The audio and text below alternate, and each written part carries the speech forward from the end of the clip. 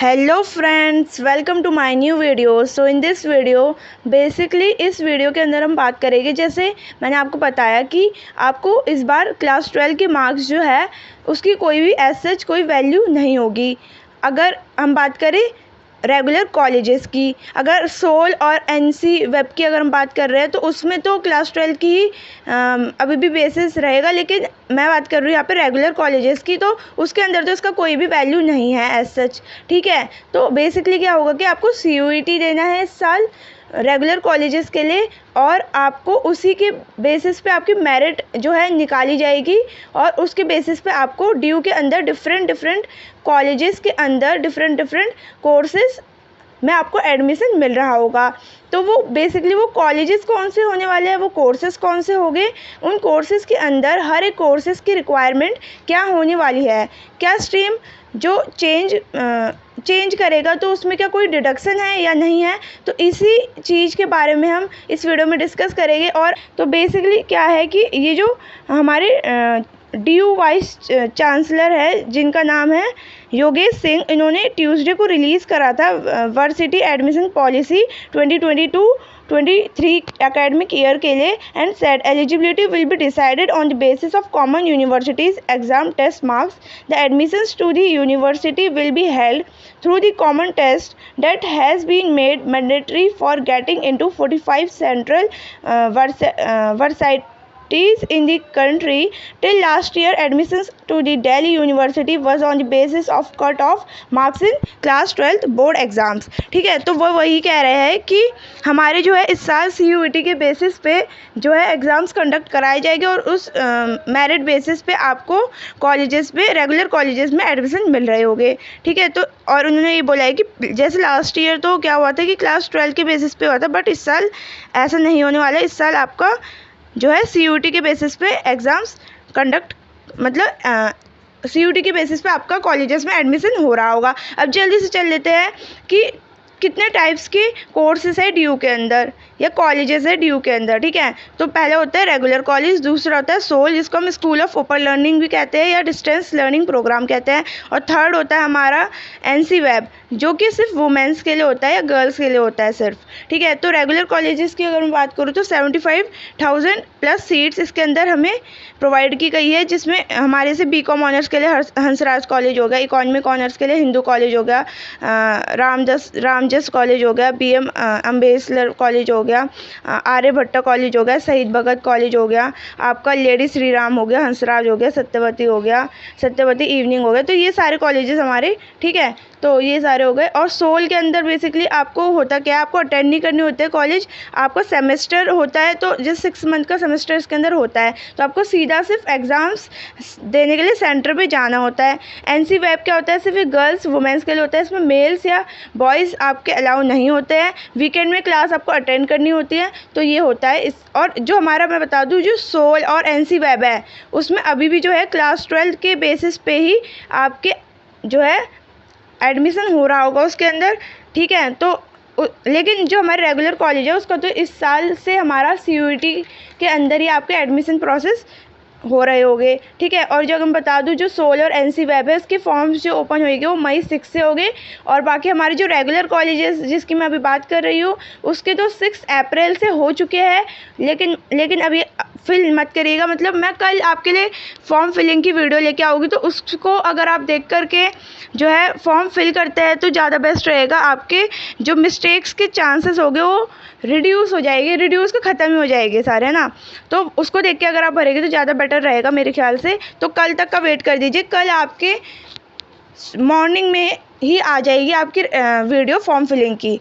Basically super न्यूमेररी seats होती है, तो इसका मतलब क्या होता है मैं आपको समझा दूँ। देखिए स्पोर्ट्स बेसिकली क्या हो गया, इस कोटा हो गया, ठीक है, जैसे स्पोर्ट्स कोटा हो गया, ECA कोटा हो गया, कश्मीर माइग्रेंट कोटा हो गया, PMSSY कोटा हो गया जिसको हम मतलब prime minister special scholarship scheme for Jammu and Kashmir students, Sikkim students का कोटा हो गया। DU वार्ड कोटा क्या होता है, अगर आपके कोई मतलब आपके फैमिली मेम्बर में कोई भी आपके वहाँ पे अगर टीच कर रहा है DU यूनिवर्सिटी के अंदर तो उसका कोटा होता है। CW का कोटा, CW कोटा क्या होता है, जैसे अगर आपके कोई आर्मी पर्सोनल मतलब आपके घर में कोई भी आर्मी से मतलब आर्मी में है तो उसका कोटा, PWBD मतलब अगर आप फिज़िकली अनेबल है या डिसेबल है, ठीक है, तो उस चीज़ का कोटा हो गया। अब जल्दी से चल लेते हैं हम यहाँ पर। पता है कि जैसे हमारे CUET, जैसे DU JNU ये सब हो गया कि अंदर जितने भी सेंट्रल यूनिवर्सिटी शामिल है उनका क्राइटेरिया कैसे देखना है, कैसे इनका ब्राउचर पढ़ना है, तो वो इस वीडियो में वो भी हम देखते हैं, ठीक है। तो इसमें बेसिकली आपको CUET.samarth.ac.in के अंदर जाना है, उसमें इन्फॉर्मेशन बुलेटिन में क्लिक करना है। वहाँ पे आपको CUET पेपर पैटर्न पे यहाँ पे काफ़ी इन्फॉर्मेशन है, तो आप यहाँ से काफ़ी इन्फॉर्मेशन यहाँ से ले सकते हैं, ठीक है। बाकी मैं आपको समझा तो रही हूँ, आप समझ लीजिए, ठीक है। एलिजिबिलिटी देखिए क्या होगा कि जैसे कोई जैसे कॉमर्स का स्टूडेंट है, उसको पॉलिटिकल साइंस में अपनी स्ट्रीम चेंज करनी है, या पॉलिटिकल साइंस का उसको कॉमर्स में जाना है, तो वो क्या ऐसा कर सकता है? CUET के नज़रिए से देखा जाए तो कर सकता है, बट अगर मैं DU के पर्सपेक्टिव से बताऊँ तो वो ऐसा नहीं कर सकता। अगर वो कॉमर्स के, अगर उसने क्लास 12 में कॉमर्स के सब्जेक्ट्स पढ़े हैं तो उसको CUET मतलब जो वो DU में अगर एडमिशन ले रहा है तो उसको कॉमर्स के ही सब्जेक्ट्स का डोमेन भी देना पड़ेगा। जैसे क्वेश्चन ये आ सकता है कि जैसे मीडियम ऑफ एग्जामिनेशन में लैंग्वेज टेस्ट हिंदी चूज़ करता है, फॉर एग्जांपल उसने लैंग्वेज टेस्ट क्या करा, हिंदी चूज़ कर लिया, तो क्या ऐसा हो सकता है कि उनको जो है सेक्शन 2 जो कि डोमेन वाला सेक्शन होता है और जो सेक्शन 3 जो कि जनरल टेस्ट है के अंदर में इंग्लिश में पेपर दे सकता है क्या वो? तो इसका आंसर है येस, दे सकता है। और इसका अपोजिट भी हो सकता है, क्या हो सकता है कि लैंग्वेज टेस्ट उसने इंग्लिश दिया हो, ठीक है, लेकिन वो सेक्शन जो दे रहा है मतलब डोमेन और जनरल टेस्ट वो किस में दे रहा हो? हिंदी में दे रहा हो। तो यार कुछ भी पॉसिबिलिटी हो सकती है, तो वो दे सकता है, इसमें कोई भी ऐसा प्रॉब्लम आएगी नहीं। यार एक नोट है, ठीक है, मैं इसे पढ़ के बताती हूँ। पहले लिखा हुआ, a candidate can take maximum of 9 test in following manner, मतलब वो बेसिकली 9 टेस्ट कंपलसरी है देना। Maximum of 2 language from section first A and section B taken together, मतलब फर्स्ट ए और फर्स्ट बी में से मिला करके आप उसे 2 लैंग्वेज देनी है। मैक्सिमम 6 डोमेन सब्जेक्ट्स है फ्रॉम सेक्शन सेकंड में से, और जनरल टेस्ट है सेकंड थर्ड में से। कितने हो गए टोटल? 2 तो लैंग्वेज हो गई, 6 आपके डोमेन हो गए, और एक जनरल टेस्ट हो गए, तो 6 7 8 9 9 टेस्ट, 9 आपको बेसिकली टेस्ट कंपलसरी है। दूसरा आप क्या कर सकते हैं, या तो ये कर दीजिए जो मैंने आपको पिछली प्रीवियस वीडियो में डिटेल में समझा रखा है, इसलिए मैं इसे जल्दी जल्दी बता रही हूँ क्योंकि मैंने ऑलरेडी ये क्लियर कर चुका है, बट मैं क्लियर कर रही हूँ तो मैं सोच रही हूँ कि इन टॉपिक्स को भी ले लूँ, है ना। तो जल्दी चलते हैं। सेकेंड ऑप्शन क्या है, आप 3 लैंग्वेज दीजिए फर्स्ट ए और फर्स्ट बी में से मिला करके, और आप 5 डोमेन दे दीजिए, डोमेन सब्जेक्ट दीजिए सेक्शन सेकंड में से, और जनरल टेस्ट दे दीजिए सेक्शन थर्ड में से, तो आपके 9 हो गए टेस्ट, ठीक है।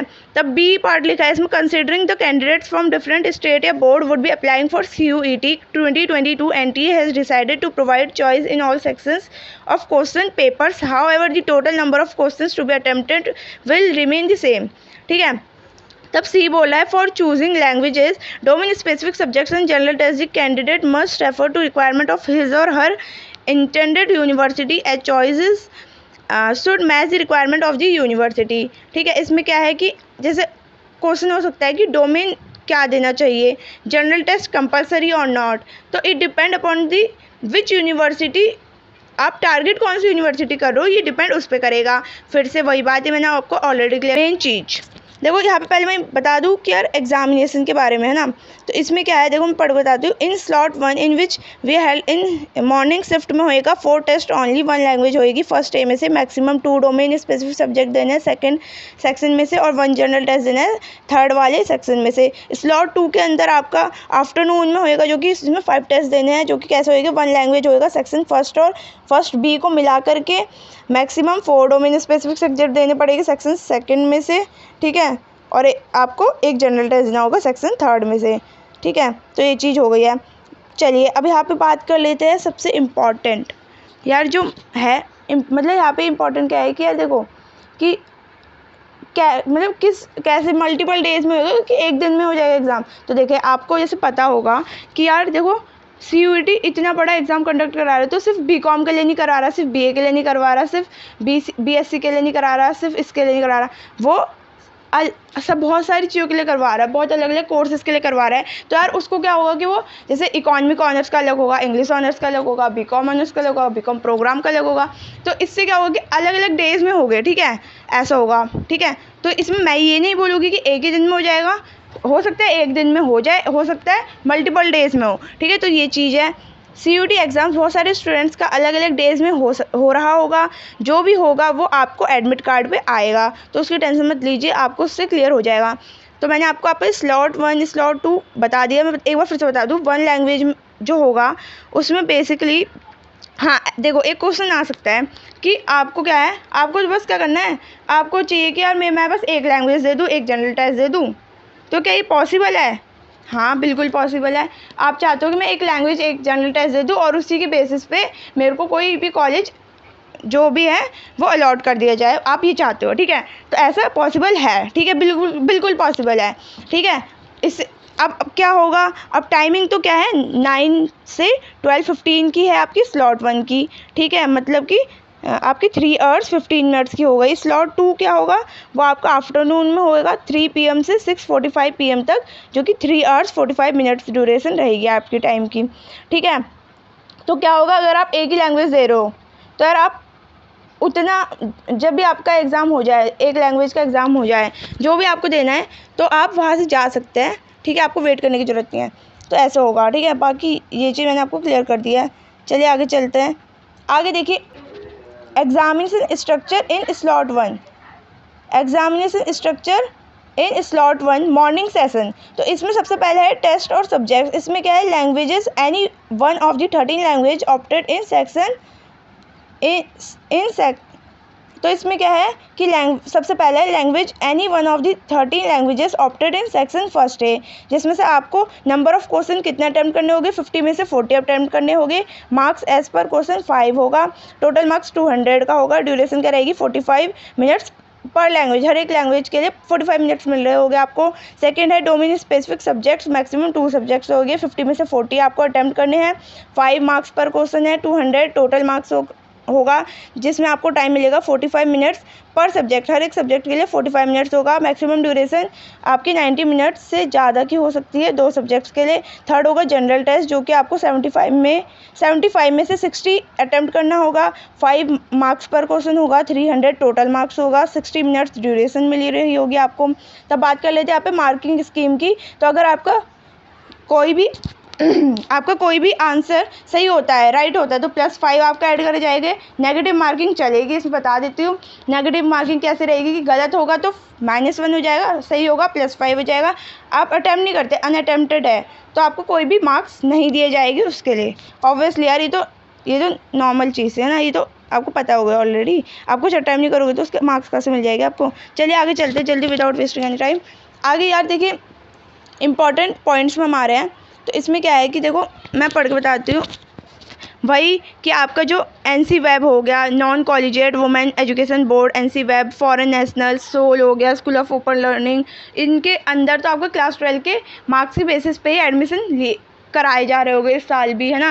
लेकिन आपका जिस वो है रेगुलर कॉलेजेस के लिए है, उसके लिए आपका CUET कंडक्ट कराया जा रहा है, ठीक है। सेकंड पॉइंट है, an eligible candidate desires of seeking admission to the UG programme of the Delhi of university academic session 2022-23 must read the contents of the bulletin of information, ठीक है। ये बोला हुआ है कि अच्छे से पढ़ लीजिए बुलेटिन इंफॉर्मेशन को, ठीक है, जिससे कि आपको हर एक पॉइंट क्लियर हो रहा होगा। थर्ड पॉइंट बोला है, candidate must appear in CUET in only दो सब्जेक्ट इन विच ही पास। अच्छा, इसमें वही बोल रहा है जो मैंने आपको क्लियर कर दिया है। क्लास 12 में आपका अगर कॉमर्स है तो उसी सब्जेक्ट्स के रिलेटेड आपको दिल्ली यूनिवर्सिटी में तो स्पेसिफिकली आपको वही सब्जेक्ट्स देने पड़ रहे होंगे डोमेन में।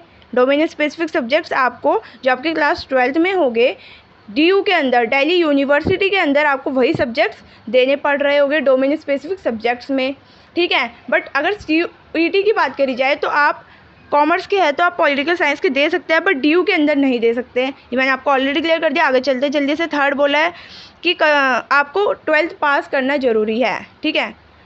ऑब्वियसली यार 12th बिना पास करे तो आप एलिजिबल ही नहीं हो CUET के लिए, है ना। फोर्थ आता है आपका, in case subject studied at class 12 is not mention in the CUET, मतलब वही अगर आपका जो डोमेन जो आपके डोमेन 27 डोमेन्स निकाले गए हैं ना, उसमें अगर आपको कोई सब्जेक्ट नहीं आता है तो आप क्या करेंगे उस केस में। मैंने आपको ऑलरेडी प्रीवियस वीडियो में क्लियर कर दिया है कि आपको उसकी क्लोजेस्ट देखना है। जैसे एक कैंडिडेट ने क्लास 12 में बायोकेमिस्ट्री पढ़ा, बट वो उसके अंदर नहीं है ना, किसके अंदर नहीं है, आपको जो 27 डोमेन सब्जेक्ट्स स्पेसिफिक सब्जेक्ट्स निकाले गए थे उसके अंदर नहीं है, तो उसका क्लोजेस्ट क्या है, उसका बायोलॉजी क्लोजेस्ट है, तो आप उसको देंगे आप डोमेन स्पेसिफिक सब्जेक्ट्स के अंदर। ठीक है। Merit in which merit will be based only on the combination of subjects in which a candidate appeared in CUT as mention in this respective programme specific eligibility. ठीक है, तब ये चीज़ बता रहा है वो, और बोला है उसको मस्ट हैव स्टडीड, मतलब उसको ज़रूरी है कि वो class 12 examination single recognised board से पास करा हुआ हो। ठीक है, ये चीज़ क्लियर हो गई। तब आगे चलते हैं जल्दी से। आगे है candidate must study the programme specific requirements carefully and then appear subjects paper of the CUT 2022। ठीक है, ये चीज़ हो गई। तब आगे चलते हैं हम इसके अंदर। The candidate advise to check that they satisfy all eligibility criteria for the program for which they are applying in the entrance test. Admission is subject to the candidate fulfilling the eligibility requirement prescribed for applying to the concerned program. तो ये आप read कर लीजिएगा, वही बोल रहे हैं कि आपको जो है कैंडिडेट को एडवाइस किया जाता है कि चेक करें हर एक एलिजिबिलिटी क्राइटेरिया अच्छे से, जिससे कि आपको कोई भी प्रॉब्लम ना आए। वो वही बोला है कि मतलब आप अगर उस एलिजिबिलिटी क्राइटेरिया को फुलफिल नहीं करते तो आप उसमें एलिजिबल नहीं होगे, तो बेफालतू में अप्लाई मत करिए, आप पहले चेक करिए हर एक चीज़ तब जाके अप्लाई करिए। अगर आप ऐसा करते हैं तो आप अपनी रिस्क पे आप उसको अप्लाई कर सकते हैं। ठीक है, अब आते हैं 10th पॉइंट पे। Before registering for CUT 2022 the candidates are advise to carefully read the bulletin of information and consult the DU Act 1922 and the status the ordinance rules and regulations of DU university available on the university website would be binding on them. तब है ना, ये सारी चीज़ें हैं। बाकी देखिए क्या होगा कि अगर एक चीज़ बताती हूँ कि क्या हो सकता है कि ऐसा हो सकता है ना। हाँ, इंपॉर्टेंट पॉइंट में एक चीज़ है कि अगर DU के अंदर आप क्या है आपके पास इस ईयर से क्या है मल्टीपल एंट्री एग्जिट का ऑप्शन आ चुका है। मतलब इसका मतलब क्या हुआ कि अगर आप 1 ईयर DU के अंदर डिग्री अपनी परस्यू कर रहे हैं, ठीक है, तो आपने क्या करा उसके बाद क्विट कर लिया, तो क्या होगा कि फॉर एनी रीज़न, कुछ भी रीज़न आपने क्विट कर लिया 1 ईयर के बाद DU यूनिवर्सिटी के अंदर, तो क्या होगा आपको एक सर्टिफिकेट दे दिया जाएगा। आपने 2 ईयर तक करा DU के अंदर, आपको एक डिप्लोमा दिया जाएगा।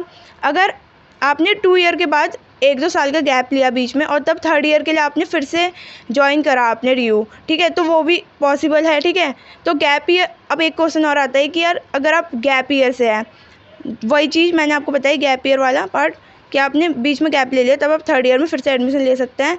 ठीक है, ये UG का फ्रेमवर्क 2022 के अंदर इस चीज़ की डिटेल दी गई है। तब आते हैं 3rd के अंदर, जिस सब्जेक्ट में आपकी क्लास 12 पास करी है उस सब्जेक्ट में आपको डोमेन देना पड़ेगा। जैसे PCM है तो उसका आपको PCM डोमेन देना पड़ेगा, PCB है तो PCB डोमेन देना पड़ेगा। ठीक है, जी समझा दिया ऑलरेडी। तब यहाँ चलता है जनरल गाइडलाइंस के अंदर, इसमें लिखा है the applicant must be citizen of India, India का सिटीजन होना चाहिए, क्लास 12 उसे पास होनी चाहिए, है ना, रिकॉग्नाइज्ड बोर्ड की तरफ से। बाकी गैप ईयर वालों को कोई डिसएडवांटेज नहीं मिलेगा UG कोर्सेज़ के अंदर। फॉरेन नेशनल्स की बात अगर हम करें तो 10% सुपरनरी सीट्स हर एक प्रोग्राम के लिए रिजर्व्ड है। फॉरेन नेशनल कैंडिडेट के लिए seeking admission under the foreign student category required to apply करना पड़ेगा उनको। किस वाली वेबसाइट में बताते हो एक बार, fsr.du.ac.in। ठीक है, इसमें लिखा हुआ आप देख लीजिएगा। ठीक है, बाकी minority colleges candidate from the Sikh and Christian minorities may also seek under the minority quota in the minority college of the university candidate must appear CUT। मतलब अगर आप माइनॉरिटी उससे भी बिलोंग करते हैं, तब भी माइनॉरिटी कैटेगरी से बिलोंग भी करते हैं, तब भी आपको CUT तो देना ही पड़ेगा। ठीक है, हाँ आपको रिलैक्सेशन मिलेगी उसमें, बट आपको CUT तो देना ही पड़ेगा। ठीक है, तो ये चीज़ हो गई। आगे चल लेते हैं जल्दी से। वही SOL-NC वेब में आपको जो है ये देने की नीड नहीं है। तब चलते हैं कॉमन मिनिमम एलिजिबिलिटी क्या है, वही क्लास 12 पास होनी चाहिए। प्रोग्राम स्पेसिफिक, अब देखिए प्रोग्राम स्पेसिफिक की अगर मैं बात करूँ यहाँ, तो यार देखो ये मैं बात करूँगी सेकंड जो मेरी वीडियो आएगी उसके अंदर मैं इसमें बात कर रही होगी, जो